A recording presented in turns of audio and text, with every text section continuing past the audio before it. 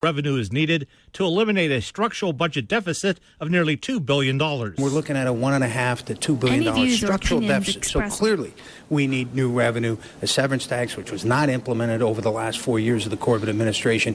We need to have a responsible energy policy, a responsible severance tax, so that we can have a responsible budget for the taxpayers of Pennsylvania. Howard Ondick, State Capitol. Checking KUR Sports, save the date for the 9th annual George Baldwin Maroon and Gold football golf outing on Friday, July 31st. The outing will take place at the Rich Maiden Golf Course at 1 p.m. More information coming soon. For more details, you can contact Kettner, that's Ketner, at kutztown.edu. Monsoon Mike says April-like weather. 761 presents the Old School Hip Hop Jam featuring Rob Bass, Is Markey, Naughty by Nature, and Salt and Pepper. Friday, April 24th at Santander Arena. Tickets on sale now at the VF Outlet box office. All Ticketmaster outlets. Charged by phone at 800-745-3000 and online at Ticketmaster.com. The Old School Hip Hop Jam. Friday, April 24th at Santander Arena.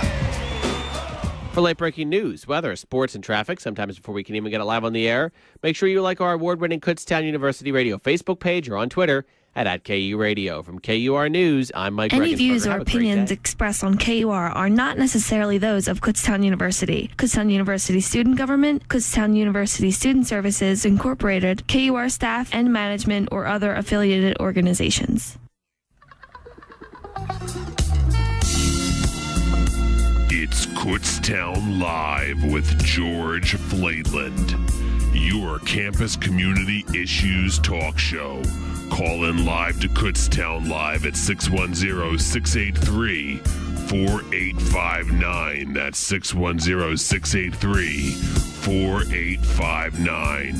Kutztown Live with George Flaitland.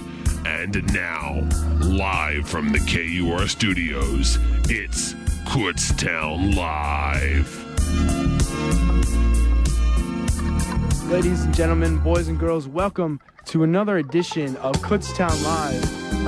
I'm your host, George Flaitland, and we're going to have a great segment today. It's going to be filled with all kinds of people, and today we have in studio Gail Fritchie from the he's the local event director of Tour de Tush in Allentown. That will be on June 13th, coming at you later, a couple months actually, for the Colon Cancer Coalition, raising money and funds for colon cancer. So, Mr. Gail Fritchie, welcome to the show today. All right, thank you. Good to be here. So coming on the show today, we were talking earlier about how I guess underestimated colon cancer is. It's the second leading death cancer in the world or United States, I believe. Correct? Yeah, in the United States. In the United States. All right, there we go. But we have him on today because he is raising awareness for colon cancer with his recent colon cancer awareness ride. It's a bicycle ride. And so how did you sort of come up with this whole idea, Mr. Fritchie? Oh, yes. I came up with this idea through I was recently diagnosed about a year ago with stage 3 colon cancer. I was off work for 6 months going through chemotherapy, and I was trying to think of a way that I could give back to the community and kind of help people since in my particular case, my cancer was discovered through just routine screening. I had no symptoms whatsoever, and it had already advanced to a pretty serious case at that point. So I thought, there may be a lot of people out there that are in the same situation I am, not knowing that they have it. So I wanted to raise awareness for the importance of screening. And like you said, it was just sort of out of the blue that it happened. You just went in for a doctor checkup and, you may have colon cancer. That could not have felt, very, very good at all. What were your initial reactions to hearing that from the doctor? Well, I went in for a routine colonoscopy. They recommend that you go in for your first one at age 50. So, I went in on time. When they give you colonoscopy, they put you asleep for a brief period. And then all I remember is waking up, and I had two doctors standing over me. One was a surgeon, and one was the person who did the colonoscopy. And they said, "Well, we need to get you into surgery right away. We have a serious problem." So that's kind of how I found out about it. And that's tough to handle. Not just going in for regular checkup and having that sort of hit your life like that. Like going forward from that point, what was sort of your mindset, and did you even have a mindset at that point? Did you?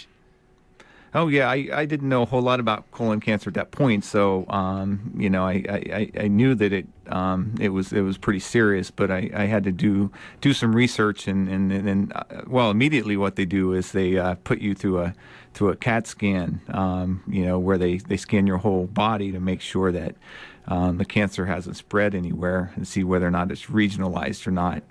And then, once that's done, you have to meet with a surgeon, and then they, get you in as soon as they can to remove. What they do is remove a section of your colon, with the cancer in it, and then to go through some further tests after that.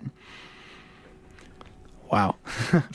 I mean, I just can't get over the fact that you go in for a regular checkup and you have colon cancer. I just waking up one day it's weird how life hits you like that, I guess. How something drastic can just happen to you. And as he said earlier, before we were talking on the show, you didn't smoke, you didn't do anything bad, you had a healthy diet, right? Pretty athletic person.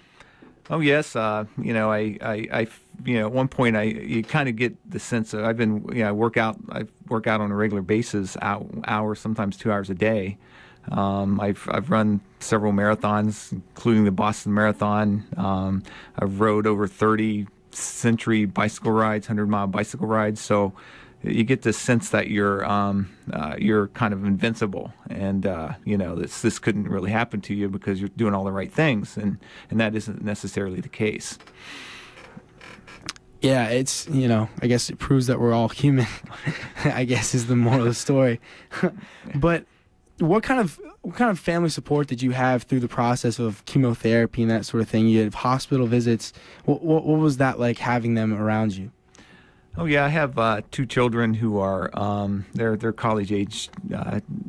They're both in college, and my wife and my wife's family. I have family. I grew up in Ohio, so my brother came over and visited me frequently. So I had a lot of support there for the most part. My 18-year-old son actually attends East Stroudsburg. He was involved with taking me to treatments during the summer. That was his job. And it was an eye-opening experience for him to sit in the chemo ward for the day while I'm getting this medication. Now, with your son, would you do marathons and that sort of thing with him? Is he athletic as you too, or? Well, he hasn't got to the point of running marathons or anything. But I mean, I've run with him a few times. But he's actually, his energy goes in. He's a volunteer fireman, so his energy goes into the fire department. So that's where he spends most of his energy. Good for him. Good for him. Now, for setting up this whole event that you're putting on June 13th. How did that process go with the Colon Coalition? Did you have to find them online and contacting how to even have the race in general?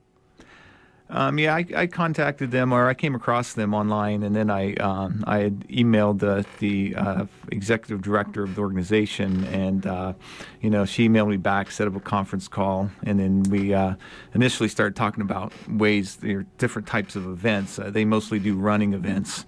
They have a big event down in Philly, and the director of the event down in Philly thought it was a little bit too close to have another running event. Then we came up with the idea of the Tour de Tush and a bike ride.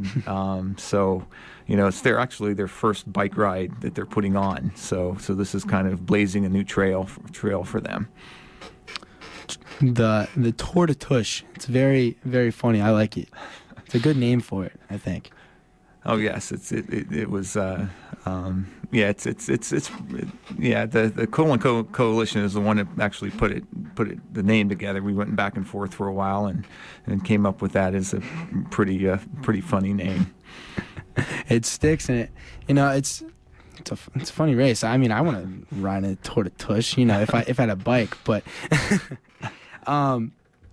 and how far and where is the race going to be held? The race is held in Grange Park. It leaves out of Grange Park in West Allentown, and it leaves from there. And there's two routes. There's a 30-mile route, and there's a metric century. And the metric century is 62 miles. And the 30-mile route, it goes basically from Grange Park, comes out through the fields, some of the Amish countryside, comes over to Kutztown University, where the first rest stop is right next to the fitness center. And the 30 miles, basically 15 miles from Grange Park to Kutztown, so the 30-mile loops back and heads back. The 60-mile heads north and goes up through Linhartsville, and stops at Robin Hill Campground for the second rest stop, and then it'll loop around and come back to Kutztown for the third rest stop, and essentially go back to Grange Park. So have you already been able to bike this already to beat the competition, or? Yeah, I've been I've biked it. I bike a lot, so I've been through all of these areas, and I kind of picked a really nice route that's really scenic, and it follows a lot of river valleys, and there are a couple hills in the metric century, but the 30-mile is relatively flat. So those of you who can ride ride a bike on flats for a distance would like that one. Now, how can teams sign up, or how can anyone sign up to be part of this great race? Okay, the website to go on to register as well as to donate, it would be the www.coloncancercoalition.org, and then it's a / Tour de Tush, all in one word. And you can also, my contact information is in there as well. And if we're also looking for volunteers. My daughter, she actually attends Millersville. Your kids attend every other institution other than this one. It's fine. No, yeah, they. She's the volunteer coordinator. So she's coordinating the volunteers. So my email address and information is there as well. So you can email me or contact or call me, and if you want to volunteer, and we can set you up there. We just need rest stop volunteers to help prepare the food and drinks, and as well as be at the finish line. And hopefully some more Kutztown University volunteers to help even out the Millersville and East Stroudsburg, is it? Yeah. All right. Well, jokes, Pashy schools, it happens here on Kutztown Live. But once again, thank you, Gail Fritchie, for coming on the show, talking about colon cancer, your own experiences for surviving. That's a great story. I really loved having you on the show today, so thank you. All right, thank you very much. Thanks for having me. All right, so stick around for more Kutztown Live. We'll be back at you later with some more interviews, you knuckleheads.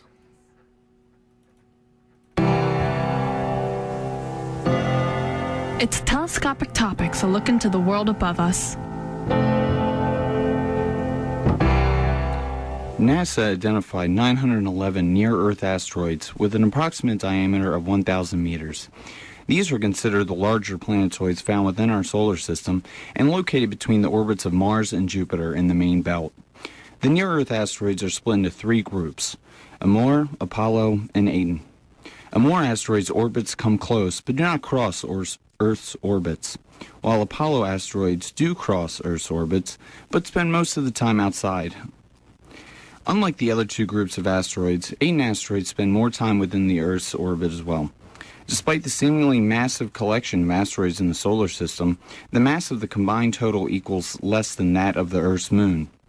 Asteroids revolve around the Sun-like planets in an elliptical orbit, and 150 of them are known to have small companion moons as well. However, the surface temperature of a typical asteroid is about negative 70 degrees Celsius. They have remained mostly unchanged for billions of years, which might offer some additional insights into the origins of the solar system. 75% of known asteroids are called C-type or carbonaceous. These asteroids inhabit the main belt's outer region. The two other larger categories include S-type or siliceous and M-type or metallic. A rarer type is referred to as a V-type. These groups of asteroids have a basaltic volcanic crust composition. Asteroids capable of inflicting global disaster on Earth would need to have roughly a quarter-mile diameter. Such an impact from an asteroid of that size could send the Earth's atmosphere into a state of nuclear winter. An atmospheric cloud of dust would block out the sun and encase the Earth within a thick veil of particles. But statistically speaking, the chances of an asteroid hitting the Earth at that magnitude only occur once every 1,000 centuries. Information on asteroids was very limited until 1991, when Galileo was the first spacecraft to take close-up images of an asteroid. In 2001, the first craft to successfully land on an asteroid was named Eros and paved the way for others to test similar bounds in the future. With the continual advancement of technology, it is only a matter of time before we have a greater understanding of the intricate system of asteroids within our solar system. Telescopic Topics, a look into the world above us. Stay tuned to KUR for more telescopic topics, and for more information or to hear the segment again, click on the Telescopic Topics icon on the KUR website at www.kutztown.edu/KUR. Telescopic Topics is a production of the KU Physical Sciences Department and is recorded by the KU astronomy students in the studios of KUR. Thank you for listening, and we'll see you next time.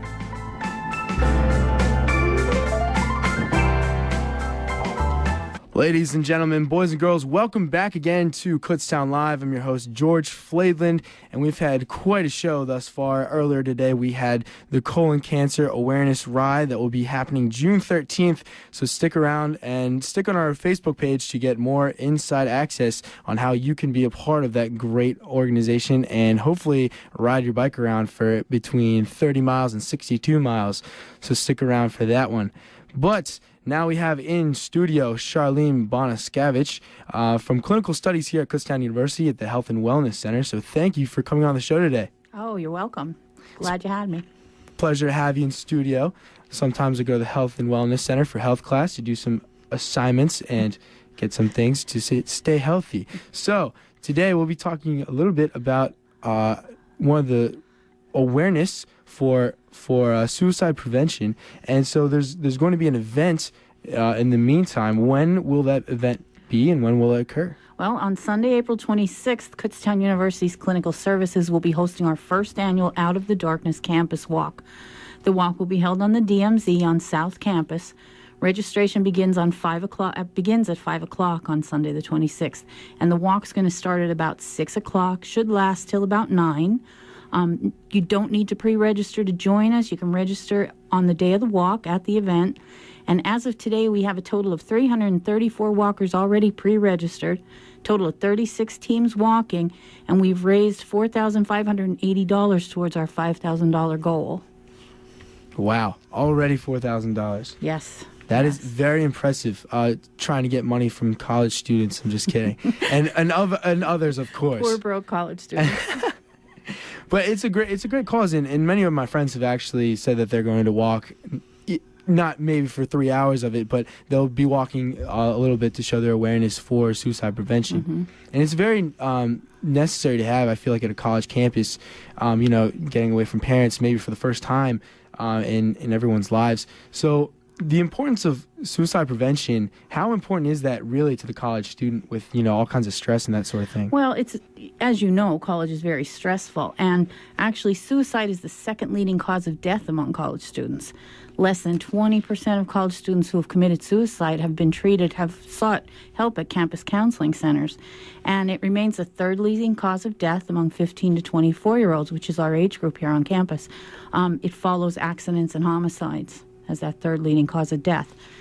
More people die each year by suicide than homicide, and almost twice the number of deaths than from HIV and AIDS. In 2013, 41,149 suicides were reported, making suicide the 10th leading cause of death for Americans. And in that year, someone died by suicide every 12.8 minutes. Now, is suicide, has that been sort of a problem here in Kutztown or in the general area, I guess? It's a nationwide. It crosses all races, barriers, age groups, but it is a high, like I said, a leading cause of death among this age group. Yeah. And it's hard to fathom when it doesn't. Maybe it doesn't necessarily happen here, but when it happens, it's a tragedy. It is a tragedy. And having the awareness for it, maybe some people here at the Kutztown University campus have had suicidal thoughts, and I'm sure this walk will help gain the awareness that everyone out at this walk and the money raised towards it will help possibly those who are in need or have had those drastic thoughts. Right. And these Out of the Darkness campus walks are actually, it's a national organization called the American Society for Suicide Prevention.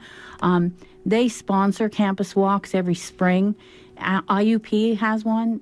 East Stroudsburg is also having one, but it's AFSP, which is the American Foundation for Suicide Prevention. That's their shortened name. They have these 3 to 5 mile walks just to raise awareness. They also do a lot as far as offering educational programs. They support people who have been affected by suicide. They fund a lot of research towards suicide, and they like to educate the public about mood disorders and suicide prevention. Now, for the Out of the Darkness campaign, is there somebody that's coming to Kutztown University, or is it sort of just the Health and Wellness Center putting it on, or is there student involvement, that sort of thing? Or? Oh, there's a lot. We have a lot of student involvement, which is very nice. Student Government Board, the OCAC, the Greek fraternities and sororities. Everybody's been so helpful. And we wanted to, express our thanks to all of those student groups. They've been really great about helping and getting the word out, raising money, and getting walkers to walk. Oh yeah, I mean, like I said, I know quite a few people who are ready to do that walk just to help the awareness of suicide prevention. You hate to see that sort of thing happen anywhere, really.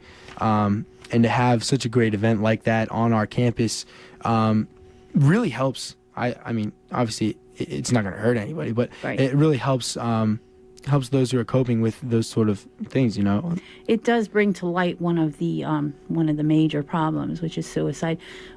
The staff of clinical services is very passionate about the Out of the Darkness campus walk because the tragedy of suicide has directly affected one of our own. One of our staff nurses has recently lost her son to suicide, and she, as well as all of the staff members, want to raise awareness both on and off campus to help prevent another young person from taking their own life. And that's very important to hear when it hits home like that. The drive and motivation for any sort of tragedy is escalated, and it's already proven to be a great operation here at Kutztown with already $4,000. Right. And 334 people already signed up to walk. We expect a lot more the day of the event, too. Oh, of course, because I know personally a lot of people are very hesitant to even sign up anything online. You go K United, you could be a part of so many clubs, but what's K United? I don't know what that is. How do you sign up for anything? I don't know. Maybe just go on the website.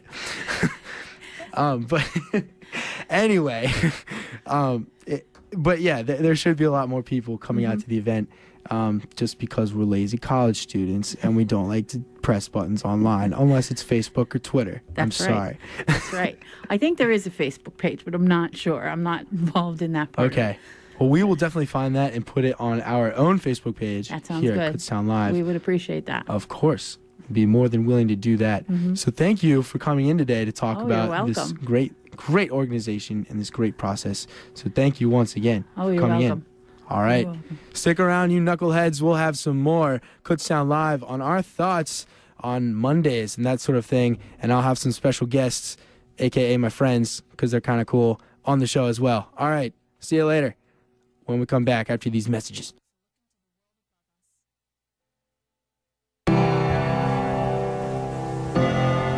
It's Telescopic Topics, a look into the world above us. NASA identified 911 near-Earth asteroids with an approximate diameter of 1,000 meters. These are considered the larger planetoids found within our solar system and located between the orbits of Mars and Jupiter in the main belt. The near-Earth asteroids are split into three groups: Amor, Apollo, and Aten. Amor asteroids' orbits come close but do not cross Earth's orbits, while Apollo asteroids do cross Earth's orbits but spend most of the time outside. Unlike the other two groups of asteroids, Aten asteroids spend more time within the Earth's orbit as well. Despite the seemingly massive collection of asteroids in the solar system, the mass of the combined total equals less than that of the Earth's moon. Asteroids revolve around the Sun-like planets in an elliptical orbit, and 150 of them are known to have small companion moons as well.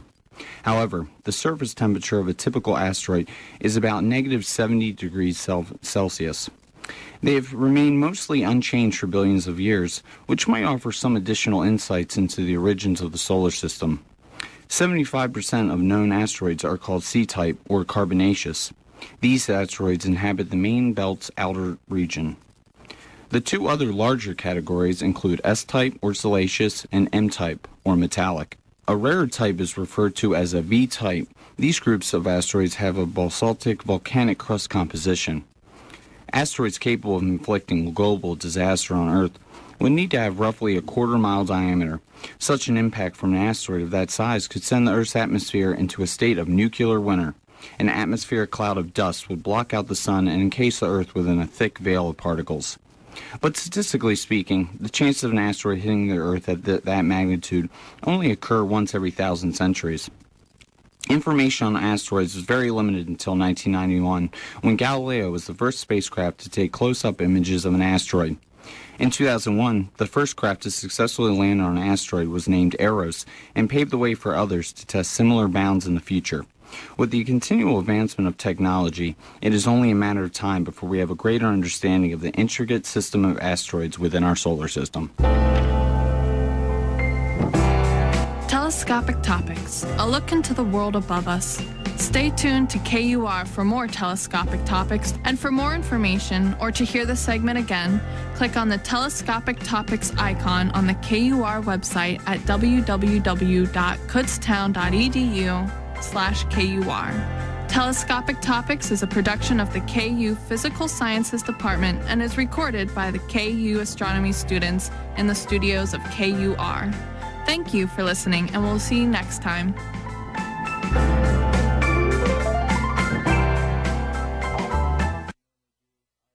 And we're back here at Kutztown Live. I'm your host, George Fladlin. Sorry we don't have the cool, awesome intro like we normally do. Our radio manager is out for the day, so I'm taking over the airwaves with my best buddies here in studio. It's the first time we actually have some students who aren't a part of like an actual interview to actually go on the show. So we're making some history today, gentlemen. Welcome to the show. Say some words. Thanks for having us, George. Yeah, thanks for having us. So we got Max Fartman here. Well, is that's that my father's name. Please call me Max. All right, we got Max here. We got Jakey. Yeah, Jakey works. Jakey. All right. So we're gonna start off this talk with our Mondays. So my Monday today has not been exactly the greatest. Here's a rundown why. All right. So I had to wake up at 5 o'clock this morning. Because I had to finish a paper. I'm sorry, Mom. I finished a paper that was actually due for next Monday. So that didn't really make me all that happy to begin with.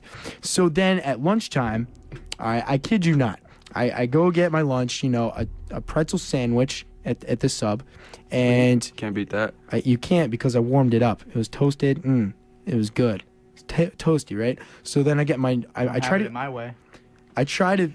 I'm gonna disregard that comment, but I try to do it my way, where I'm trying to be healthy now. So I get this milk, Chocolate or regular? Nah, regular, because I gotta be healthy. Ooh, yummy. No 2%? That's healthy. It is 2%. Ooh, that's good. That's good. Yeah. So 2% milk, and so I sit down to eat my wonderful pretzel sandwich, and then I take a drink of my milk. Now, normally what I do with my milk is I shake it a little, it happens. Loose particles in there. Exactly. You want to get all the flavory goodness of milk that it has to offer in your wonderful, delicious, serving of milk, right? So then what happens is I forget that there's a cap. The cap's not on. Oh my God. And I'm just listening to music, right? So then I go.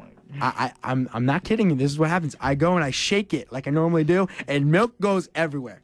Oh my God. It goes everywhere. Is this in public? It was in public. Oh my God. Oh my God. Sandy. I felt so embarrassed, and everybody in the lunch table, everybody in the freaking place is looking at me like I'm the biggest idiot in the world. You might have been that day. It's still today. So I am still the biggest idiot of today's Monday. Have you guys have any like crazy Monday stories like mine, that where everything just doesn't happen the way it's supposed to happen? Well, this Monday, we started off a prank war in our suite. You guys always have prank wars. We love prank wars. We are prank men. Prank masters. Okay, Prank masters, so more what like happened it. with your prank war this time? So I was putting up a water balloon, in the front of the door, to like on the top of it. So like whenever someone opens it, it spills all over them. Yeah. But I ended up popping it on top of me, and I got myself soaked. Now, who are you supposed to pop it on, though? I was supposed to pop it on Jake. That was the intended target, yeah. Has that ever worked on you before, Jake? I mean, he's pulled his pranks and gotten away with it a few times, but it goes both ways. He got a water bottle in his bed No. this morning, so A water bottle. So did he wet the bed? Technically. If you wanted to say it was the water bottle, you could, but What are the top 3 pranks for your guys' suite? Because they are all. I'm kidding you. I'm not kidding you at all. They prank all of the time. They've got like stink bombs and stuff, which I may or may not have used in my own dorm. We do. We have stink bombs. That's one of our top 3. We have water balloons, and our number Liquid 1 something, is liquid butt spray, which smells how you think it liquid smells. butt spray. yeah, that's Yep. the name's not misleading at all. It's exactly how it sounds. Who's gotten the liquid butt whatever? Our good buddy Nate actually is a big fan of that. Yeah, he loves that. Nate is a character. I'll just Nate's say the that. man. He's so cool. Nate's in Newsbreak, which me and George are in. And if you want to watch Newsbreak, tune in on Tuesdays and Thursday nights at 7:30. That's true. We are in Newsbreak, and I've never had another show come on to my show and then talk about their show. So we're making some more history here on Kutztown Live. It's great. Thanks, Max, for doing that. It's No awesome. problem. But so how do you guys feel about drones? Drones, like Drones, like the ones Amazon They're uses. airplane or the little helicopter Oh, things, like- yeah. Like yeah, like unmanned- the little helicopter things, and I've seen a couple videos online, and I saw them in Atlanta when I went down for the Broadcasting Society convention, which you should go to next year, by the way, Max. Definitely going to Yeah, Burbank. we're going. Oh, it's gonna be awesome, Jake. You're not involved with anything, Yeah. so Oh yeah. Jake doesn't get involved. Anyway, with the drones, they're so cool. You just put the camera on there, and they just lift up, and you can get these cool angles of views that you wouldn't normally get if you didn't have a drone. When did you first purchase your drone, George? I don't have a drone. I can't answer that one. I'm sorry. I really want one. They seem like they're expensive. They seem like it, but I feel like I could get something cheap. I feel like if you know a guy, if you know a guy and that guy knows a guy, that guy's gonna get you something. But I feel like that's how it is for everything. What use would you have for your drone? The use for my drone, probably spy on you. Spy on me? Yeah, because honestly, I don't know what you do, Jake. You don't know what I do? No, I mean, really. Just fly that drone over one night, George. Actually, that's a lie. I know what you do. You just play Xbox and you play Worms. I actually don't even have an Xbox, George. So you kind of got yourself there. PlayStation 3 is where it's I at. don't have any sort of system. You do have a system. I've been in your room, buddy. That was the old room, George. The old room. That's right. There's a new room. We upgraded. What do you have? What do you have? A PS5 now? Nothing. I just said I didn't have a system. You just going off the grid? Off the grid. Off the grid That's the way to entirely. How is the off the grid life? It's great now that the weather's perfect. Do you guys play Frisbee? We do. We play Frisbee in the courtyard and Frisbee golf. Our own Frisbee golf course right in UP. You have a Frisbee golf course in UP? Yeah, we do. We made it. Did you make it, or did like the staff do it? We made it. We made it. Okay. Sweet. How many holes? How many holes do you guys have? 18. It's 18. pretty legit. Yeah. Okay. All right. Does Steve play? Steve has not played yet. Steve from Connections? He's our RA. 115 exclusive right now. Mm-hmm. If you want to buy in, we're selling tickets for $8 a play. Yeah. Okay, that's a lie. We don't like liars here on the radio. We fib? Do you accept fibbers? I mean, it's if you wanted to pay us $8 to play Frisbee golf with us, we wouldn't decline your money. You know what? I'm very happy you guys are on the show. You know why? We've had some very depressing topics already in here. Yeah, there's nothing like a good game of Frisbee golf and pranks. This has turned from the raising money for cancer, right? And then we had the lady here to talk about suicide prevention, and then we have you guys to lighten up the mood a little. We're bringing up the mood here at Kutztown Live. Yeah, it's the mood has to be lightened, otherwise we're just gonna have a kind of day, and I don't want that. No one wants a kind of day, George. No one. And the never stops here at Kutztown Live. That's your favorite phrase, isn't it? Yeah, Kutztown Live all day, every Monday at 2 to 3. So are you guys starting a comedian show or something? I feel like you guys really should. We're thinking about it. Okay. Do you guys have stage names, or is it just like Dirty Max and the Boys? Dirty Max and the Boys. It's just us two, so the boys part doesn't really play along yet. But I mean, maybe if we get more, it'll make sense. Just a few more boys. Like Nate. Nate could be one of the boys. Is he up for it? He's definitely down for it. I don't know if he's up for it, but down for it is something he definitely is. Oh, okay. I'm glad to know the difference between up and down. That's when right. It comes to your lingo. Do you guys have any cool lingo? Jingo? FBs. Facebook. FBBs, which are Facebook boys. Okay. Boys who use Facebook a lot. Wow. He's not wrong there.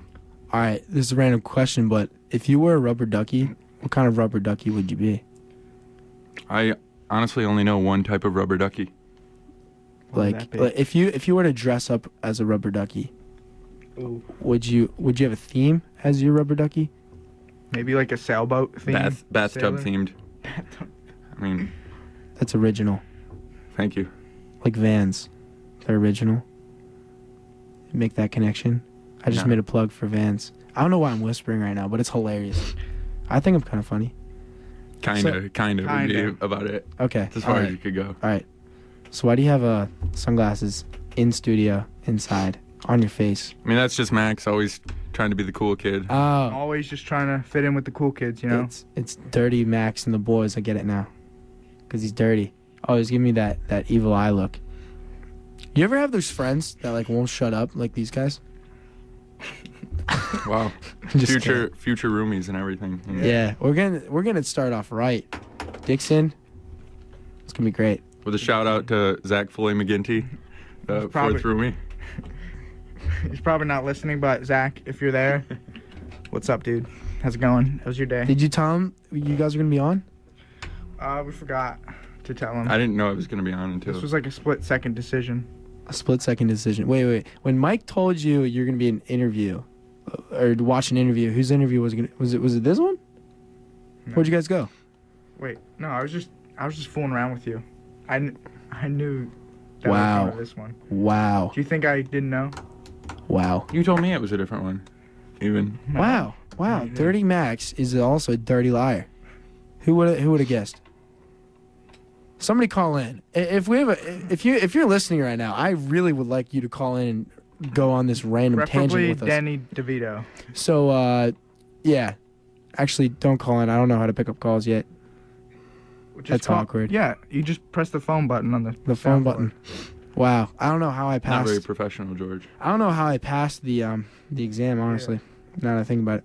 You know, this was like a really professional newscast. And then And then this segment happened. South. It turned south, just like the geese at winter. Like we're almost in Florida. That's how south it is. Wow. It's balmy. How about them Yankees? Let's. I prefer not to talk about that, George. Wait, why? It was actually a good game last night. So. Wait, are you a Red Sox fan? I am not. What kind of fan are you? I'm a Yankees fan. You're a Yankees fan. That's right. Didn't they win? They won last night, but I mean they're still 2-4 to start the season, which. But they beat the Red Sox. Like, shouldn't you be one out of three? I mean, I'll start bragging when they're winning the division, but until then, wow, we'll keep it humble. We've got a Yankees fan. We actually have like a decent Yankees fan here. The one who doesn't like just rattle off. Yeah, we suck right now, but we have 27 World Series. I mean, I'll tell you how it is. They're not very good. Max here's a diehard Red Sox fan, so we kind of have a rivalry going. Red Sox. So, who's your favorite player on the Red Sox then, Max? Danny DeVito. Danny DeVito? Yeah, he's my favorite. And what's their mascot again? There's a big red sock, right? the big red sock. That's what you think it is. Are you the big red sock. Are you taking a selfie? I was. How do you? Yeah, Max, are you taking a selfie? I mean, guilty. Okay. All right. I'm gonna put you on the hot seat now, Jake. I'm on the hot seat. Hot seat. Woo! How's the single life? It's pretty good. How good? I mean, I've only been on it for a week, George. Okay. So, but it's good. Did you? Left and right. Who? Are you the dumper or the dumpy? I'll say the dumper. You'll say the dumper? I mean, it's one of those mutual things. Would she say differently? No, probably not, actually. Let's get her on the phone. That would not be a good idea. I don't feel like. It probably wouldn't, no. Have you guys ever listened to a FM 97 in the morning? I listen to 104 in the morning. Okay, because they say all kinds of crazy stuff. They say all kinds of crazy stuff. Like, I don't know how they're on air. Like, how are you on air, George? How am I on air? Because I look nice. Got nice hair. Sound nice, you mean? I sound great. I mean, I can't complain. Complaining isn't in my vocabulary. You just said it, though. But I don't know what it means, so. That's true. It is. I've got a lot of, like, awkward phases to me. So we're going to go to commercial break where you guys can learn more about Pluto. With George Flake. Any views or opinions. It's Telescopic Topics, a look into the world above us. NASA identified 911 near-Earth asteroids with an approximate diameter of 1,000 meters. These are considered the larger planetoids found within our solar system and located between the orbits of Mars and Jupiter in the main belt. The near-Earth asteroids are split into three groups: Amor, Apollo, and Aten. Amor asteroids' orbits come close but do not cross Earth's orbits, while Apollo asteroids do cross Earth's orbits but spend most of the time outside. Unlike the other two groups of asteroids, Aten asteroids spend more time within the Earth's orbit as well. Despite the seemingly massive collection of asteroids in the solar system, the mass of the combined total equals less than that of the Earth's moon. Asteroids revolve around the Sun like planets in an elliptical orbit, and 150 of them are known to have small companion moons as well. However, the surface temperature of a typical asteroid is about negative 70 degrees Celsius. They have remained mostly unchanged for billions of years, which might offer some additional insights into the origins of the solar system. 75% of known asteroids are called C-type or carbonaceous. These asteroids inhabit the main belt's outer region. The two other larger categories include S-type or siliceous and M-type or metallic. A rarer type is referred to as a V-type. These groups of asteroids have a basaltic volcanic crust composition. Asteroids capable of inflicting global disaster on Earth would need to have roughly a quarter-mile diameter. Such an impact from an asteroid of that size could send the Earth's atmosphere into a state of nuclear winter. An atmospheric cloud of dust would block out the sun and encase the Earth within a thick veil of particles. But statistically speaking, the chances of an asteroid hitting the Earth at that magnitude only occur once every 1,000 centuries. Information on asteroids was very limited until 1991, when Galileo was the first spacecraft to take close-up images of an asteroid. In 2001, the first craft to successfully land on an asteroid was named Eros and paved the way for others to test similar bounds in the future. With the continual advancement of technology, it is only a matter of time before we have a greater understanding of the intricate system of asteroids within our solar system. Telescopic Topics, a look into the world above us. Stay tuned to KUR for more telescopic topics, and for more information or to hear the segment again, click on the Telescopic Topics icon on the KUR website at www.kutztown.edu/KUR. Telescopic Topics is a production of the KU Physical Sciences Department and is recorded by the KU astronomy students in the studios of KUR. Thank you for listening, and we'll see you next time.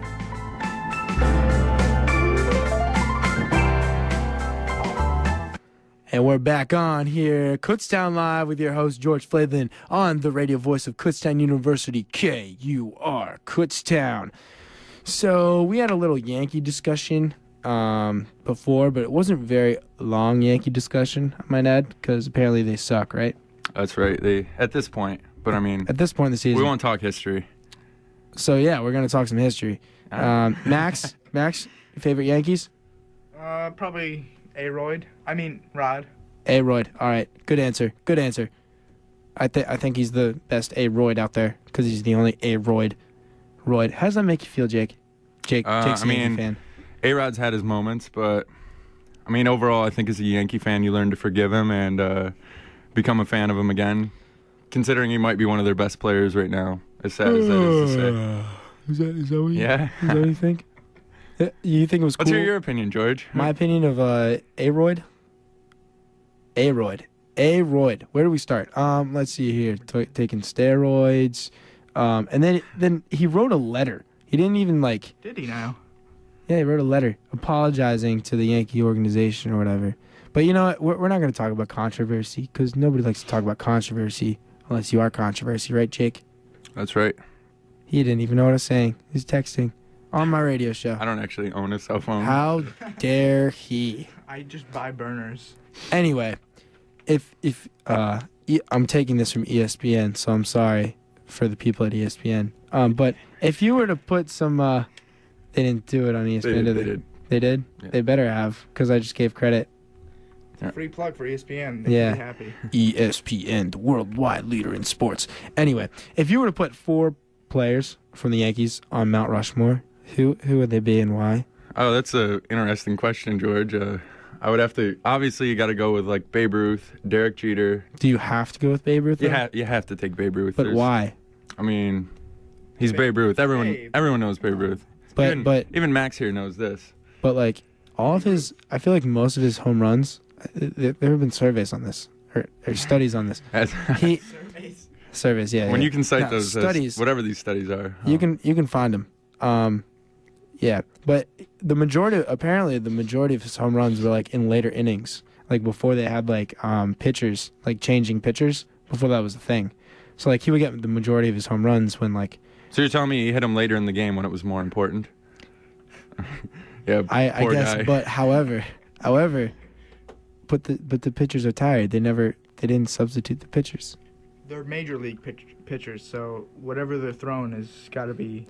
Yeah, but I'm saying that he may or may not have been able to do that in today's game. I mean, against pitching today, it's better than it's ever been. But it's for the era he was playing in. You have to give him the credit he deserves. They didn't use roids back then. Oh, I don't know. So wait, you don't think Babe Ruth was juicing up? With probably. Baby Ruth bars, not. Oh, he's coming at your Yankee real hard. He is. All right, so who else is on your Rushmore? Derek Jeter. I mean, Jakey the Yankee. There's nothing more I need to say about him. Then I think you'd have to go with Mickey Mantle, being as great as he was. And I heard he's a mouse. 3. I heard he's a mouse. Mickey Mantle. Then you probably don't know baseball at that point. But then if you had to go with a 4th. Wow. I mean, it's a tough one. Maybe go with Mariano Rivera. Where's Joe DiMaggio? I mean, You could put Joe DiMaggio on there, but Mariano Rivera is like the best closer of all time. Where do you put Lou Gehrig? Lou Gehrig too is him and Mariano would be the split between the 4th spot. Maybe just do like a half and half on the last Mount Rushmore. Where does A-Rod go? Wherever you want to put him. He's in the nostril, yeah. He's in the what? The nostril. How many players do you put in the nostril? Just A-Rod. Just A-Rod. Just A-Rod. You gonna put any other Reuters up there? I mean, it's not that many other great roiding Yankees, so. I love dead air because dead air is the worst thing that can possibly happen on a radio show. That's what happens when 3 people talk about baseball and only one knows anything about it. Wow. Calling me out on my own show. I didn't have to have you on, Jake. You invited me in. I did. That was a mistake now, wasn't it? Burn. Did you know 80% of the United States pretzels are manufactured in Pennsylvania? Where did you learn that? Did you know 14 people annually die from vending machines? Did you know sharks kill 3 people a year and humans kill 22,000 sharks a year? These are the fun facts. Sharks. These are the fun facts you get to learn when you listen to Kutztown Live. And that's really why we're on here, is to raise shark killing awareness. It's Shark Week's coming up, guys. Whoa! Time out. You can't give fake plugs out when they're not going to actually. Shark Week is a real thing, all right? Shark Week is going to happen. Sharks die every day. Sharks are real people. They have feelings. Sharks are not real people, and like we said, any opinions are not exactly the opinions of Kutztown University. So just keep in mind. Opinions of George Fladeland. That's a lie. Well, when Max says them, they're not exactly my opinions. Are they? They're Max's opinions. They're maximum opinions. What's your full name? Max Alexander Hartman the Third.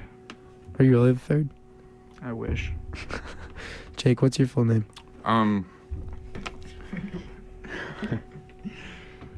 Sometimes I feel like you're putting me up to a trick question here, George, and I don't know if I'm obligated to answer. It's not a trick question. I'm just asking your full name. Jacob Theodore Alexandria. Hey, when you touch the mic like that, it makes noises. That was the intended plan. Don't know if I need to give my name out. Wow. He's got creditors after him. Creditors. It's tax season. It actually is tax season. Pay your taxes. And my mom is actually coming to give my taxes to me with the tax sheets and stuff. But Jake, before you leave, say bye to the Kutztown family. Bye, Kutztown family. Thanks for having me on, George. It was a pleasure. Oh, thanks for coming in. Appreciate it. Max, I know my time's valuable, but thank you. Oh yeah, thanks for coming on. Do you? He comes on to the show, talks about his Yankees and stuff. Yankee fans, how do you even deal with them? How do you deal with them, Max? Who, Jake or Yankee fans? Well, both, because Jake falls in the category of both Jake and Yankee fans. That is true. I don't know. You just got to take it day by day. You know, every day's a struggle. You know, just got to give it 150%. You know. You know, George. I do know. Not really, because unfortunately we'll all be living together next year. Did you say unfortunately or fortunately? I said unfortunately. Yes, I said unfortunately. Very unfortunate. Very unfortunate. No, it'll be fine. It'll be fun. It'll be as long as I don't get pranked too hard. Oh, we got pranks. We got pranks for days. We've already said this, but it's whatever. I love these circle conversations because nothing really gets accomplished out of them. But we get to laugh a little. Yeah, just a little laugh a day keeps the doctor away. Oh, Mike's gonna go through this. He's gonna crack up. He's gonna crack up. It's gonna be like, oh, this George kid. Why do we even let him in? He can't even run the board right. He doesn't even know how to take calls. What a loser. I mean, it's a gist of what Mike will think. The gist, yeah. So, how's the air checks coming? Well, they're fun. It's like doing a real show. It's like doing a real show. Do you have any idea for what show you want? I think I'm gonna do a variety show. Variety show? Is it like comedy or just music? Music, some comedy. Maybe if someone wants to join in, we could talk for a little bit. Like Jakey? If he joins up. I don't know if you're allowed to have outside of the station guests. Probably. Like what, consistently? Yeah. You could probably make it work. Probably. Except Mike now knows your plan. Oh, no. He just broadcast that to the entire Kutztown University. Which, by the way, we are being heard right now, like, in Rickenbach. I know for a fact. Oh, in the studio. Yeah, right there. We may or may not be heard around the bookstore. They play us in the bookstore? No, maybe not the bookstore. Maybe like around, maybe somewhere else in the sub. Okay. And if you're listening maybe in the to radio this, station they play us. Maybe that what a thing that would be if they played us actually in the radio station. And whoever's listening, I hope you're laughing, or saying who on earth, who the beep is on right now, because that was a beep. It's a great day out. It is beautiful. I'm finally wearing shorts. Me too. It's finally that time of year where we can wear shorts. Do you like cargo pants? I do. I'm wearing them right now. I know, that's why I asked. Like how much do you love your cargo pants? Like, so much I like my cargo pants. You can just fit so many things in your pockets. I know. But would you rather have cargo pants or like regular pants? It's a good question. Probably like cargo pants, and just wear a belt and just fit everything in my pockets that I need. Keys, wallet, phone, chapstick, bubblegum. You carry bubblegum on? I do. What's your go-to bubblegum? Well, recently I've been enjoying the taste of Trident Layers because my employer pays me in Trident Layers. Whoa. Your employer pays you in Trident Layers? Yes, I get paid in Trident Layers, all right? End of story.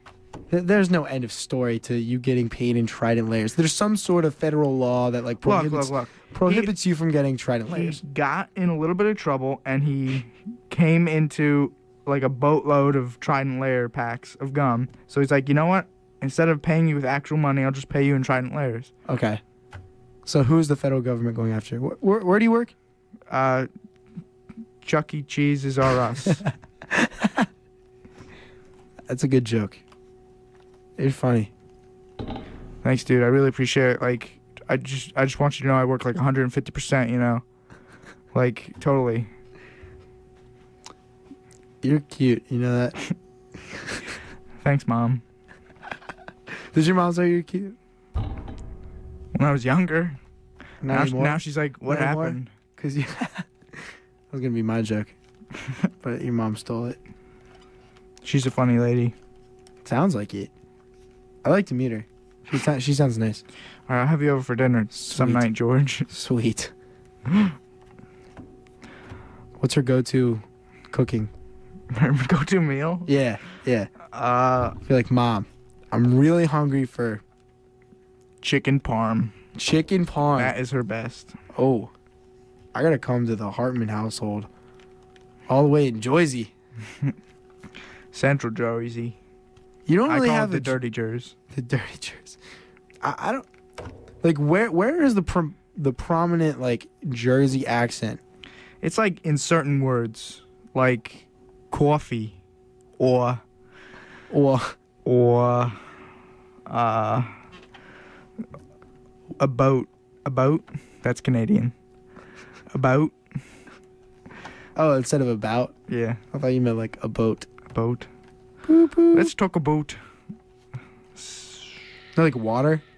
Water. Yeah, that's a big coffee, one. bagels, Taylor ham. Do you say museum or museum? Museum. Good. That's the only way you should say it. I know you Lancaster folk call the Susquehanna. I don't like you. Say it right or don't say it at all. Lancaster? Lancaster. Stop. I feel like it's Lancaster because there's an A in there. Well, Max isn't talking anymore. I kind of muted him. Are you done? You done? No, I'm not done. Lancaster. Max is just gonna keep making fun of my hometown. I don't really appreciate it because we're coming towards the end of the show. Are you done? You done, Max? Talk to me. Talk to me without the mic. Yes. No, you gotta say it a little louder so like my mic can hear. Yes, I'm done. Okay, you better be done. I'm done. Are you sure? Well, we're about done here. Yes. It's 3 o'clock, which is funny. Closing time. Closing time. Any last words?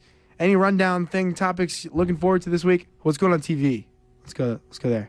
TV. You watch anything on TV this week? I'm